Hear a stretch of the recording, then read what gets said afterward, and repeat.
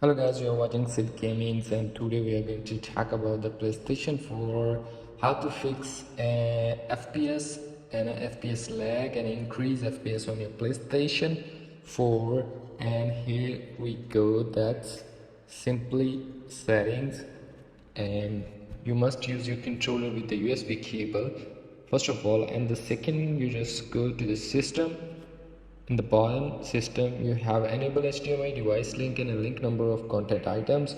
On the home screen also, you just check it out and enable a HDCP.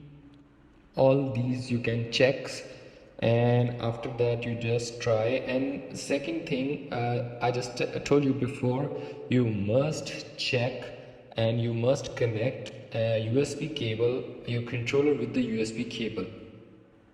And here we go, you must check the video playback, and here is the output set on the automatic. And the Blu-ray, on the other hand, you just go to the other settings. Here we go to the sound on screen and video output settings.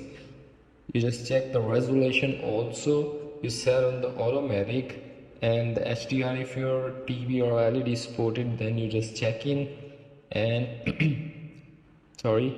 So that's how that simply you can, by these settings you can set and increase the FPS on your PlayStation 4.